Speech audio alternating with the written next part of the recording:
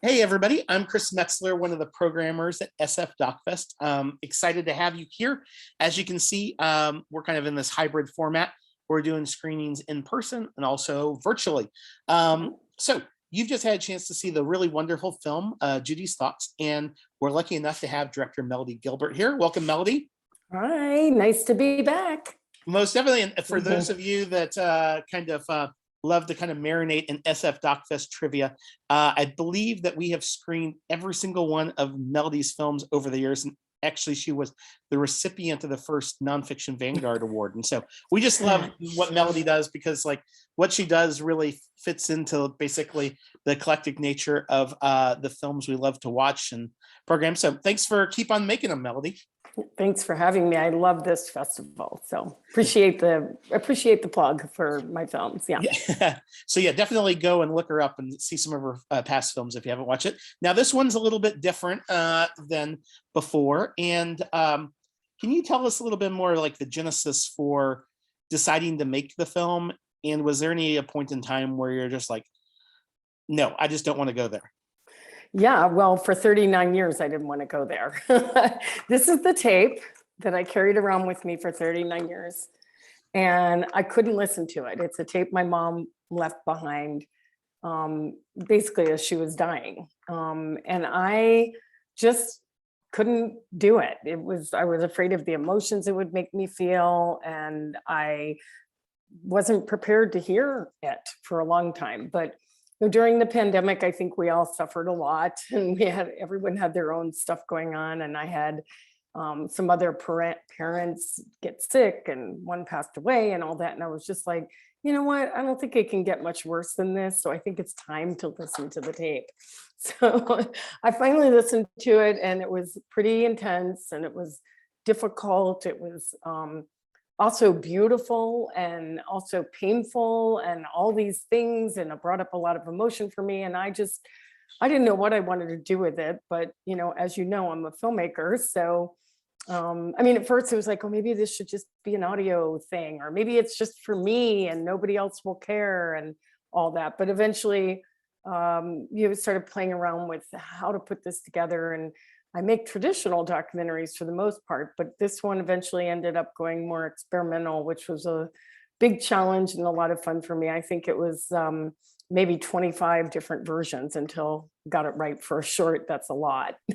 At least to me it was. I'm not used to working that many redos on something that was short. It's only 10 minutes or 12 minutes. Yeah. And do you think, like, as you were kind of going in, given the kind of experimental nature, when you were thinking about how you wanted to present this documentary, how much of it do you think was shaped by your own voice as a filmmaker versus the idea of translating it in a way that kind of also reflects your mom? Like, in some ways, was she kind of a hidden collaborator in this project? Yes, she was a hidden collaborator. It's a great observation. And I really do. In fact, I give her a co-directing credit because, she gave me the film. She didn't even realize that she was doing that. Yeah, I mean, I think what I did was, it's like the original versions of this just didn't feel like I wanted people to feel the words she was saying, right? They're pretty profound. They take you through, the sort of different stages of grief that you never really, get to go down that path with people. And I wanted people to feel what that felt like by looking at the images. And so until we started layering images and experimenting with that kind of feeling and that style, it was so different for me. And it was when my collaborator, Igor, my accountant, and I were going over this, that was it. We finally hit it when we started doing more layering and experimenting. And it felt like when you see in the film is the kind of what I hear and what I see when I watch the film, when I hear her words. I wanted you to feel what I felt. And it just took a long time to get there. And I'd never done it before. I mean, honestly, like, I never even really studied experimental filmmaking. And I know I have some friends who have, and they told me, like, you really should get a fellowship and go and study it. And for me, it was much more about what I felt, and it worked for me when it got to that point. But it's still very tangible. It's I think for people, I mean, when you watched it, you don't feel disconnected from it because it's so experimental. It's just Right. the image, right? Okay, good. I'm glad you said that. Yeah. So I've been really enjoying that process, but it was also very, very different for me. No, yeah, it definitely has a very kind of organic quality, and I think maybe it's the age that I am, or the like you're saying, the different things have gone over the last couple of years. But I think there's definitely a universal resonance to it, and it does. Two questions about your mom that I'm just kind of curious about is like when she decided to record this, was this something that was kind of unusual for her and was really brought up based on the circumstances, or was she somebody that liked to? I mean, she wound up having a documentary filmmaker as a daughter, and it's like, was she somebody that liked to scrapbook or take photos or record? No, no, not at all. Actually, it was really surprising, and also how um, clear she was, and the language she was using was surprising. She was always a very communicative person in terms of like talking about feelings and like, for example, I had a gay brother. My gay brother came out, and my mother was like, whatever, it's okay, unconditional love, it's okay. And this is in the 70s, right, where it Right. wasn't really like that. And my father at that time was sort of, oh, I don't have a gay son, this type of thing. So I think she was just a more accepting person in Mm. general, and kind. She was very kind. Even to this day, people, come up to me and say, oh, I remember when your mother said this to me, or she did that. And she also loved giving parties and having fun. She was sexy. She was beautiful. She was all these things, but she was definitely not someone who would normally pick up a tape recorder and start talking. But Mhm. what I did hear, and it's not in the tape. So when I first pressed the tape, the very first thing you hear is actually my father testing the microphone. He says, Yeah. testing, 1, 2, 3, testing. And it's not in the film because then he hands her the microphone and he leaves. And every time that she records, he's not in the room. So I feel like she was using the tape recorder as therapy. That's what I have come to, because, nowadays everyone like, oh, therapy, we all need to go to therapy. But I think this was like therapy for her, and talking to her, because honestly, she never talked to any of us this way.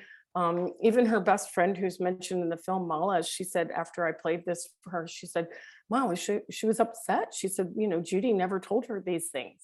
And I said, ever? And she said, no, the last couple of days she was saying things like that, but not in the months before that. Everybody tried to remain hopeful and uplifted. So I feel like she was using this to sort of really document her feelings in a way. And also, I don't know if you know about this. This is interesting. I just thought about this.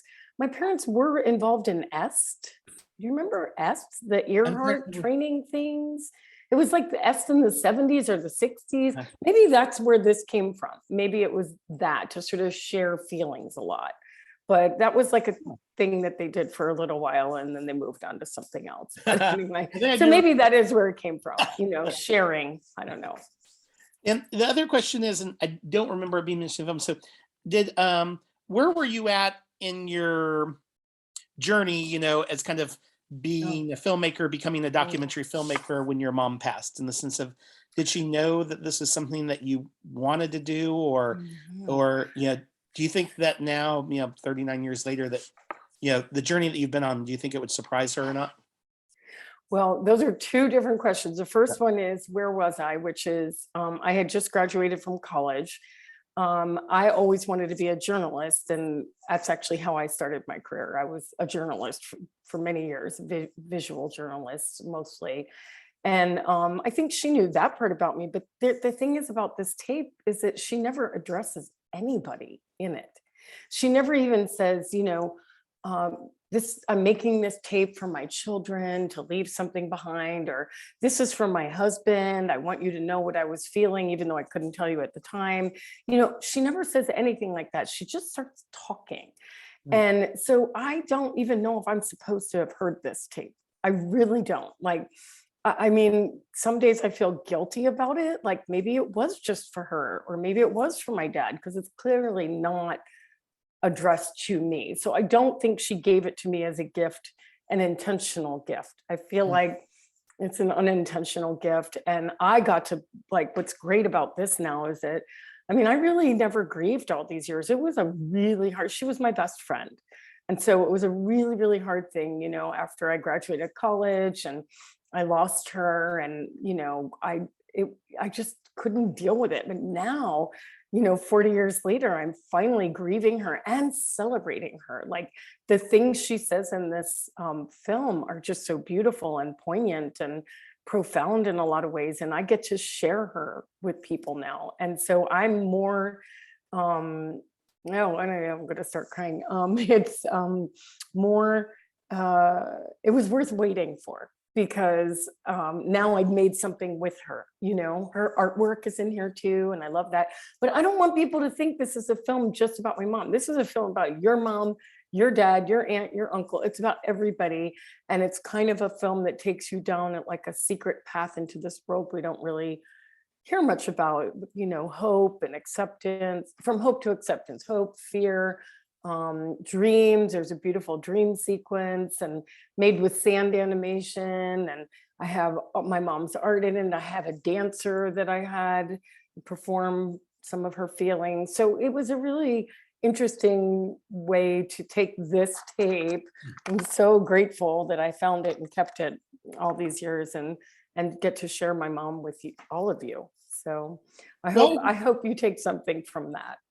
Well, I think with that in mind, I think it is true, is that I would hope that folks come away from the film the idea of like why it is important to share, and to share in different ways than you might expect, and obviously this is sharing in a creative way, but like it's the genesis was right, your mom willing to kind of share and open up in that way, and obviously some really beautiful things can come from that.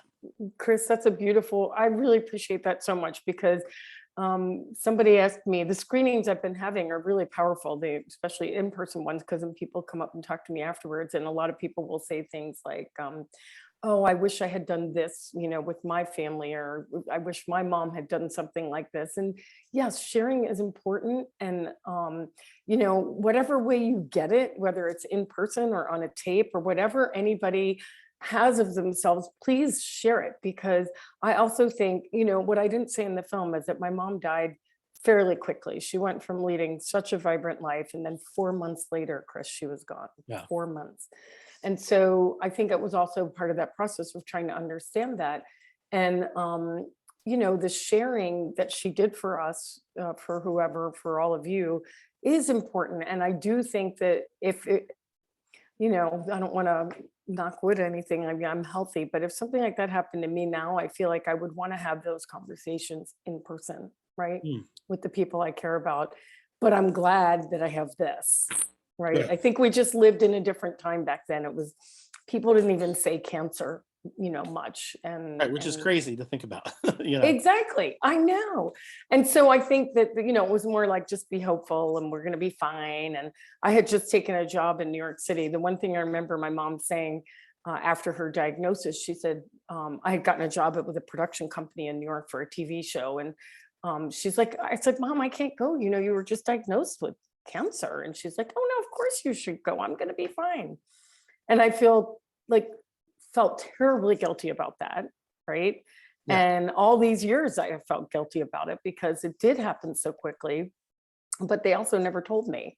They never told me how sick she was. So hearing what she went through while I was gone, and then I came back, I was called back to just before she passed. And so I feel like now I had the conversations with her that I should have had back then, So it's an interesting thing to go through, but you're right, Chris. I think sharing feelings is really important. And now more than ever, I think we've learned, life is pretty precious, and it was back then and it is today. And, you just never know what you're going to get that allows you to do that kind of sharing. So I encourage it. I hope people go do it after watching the film.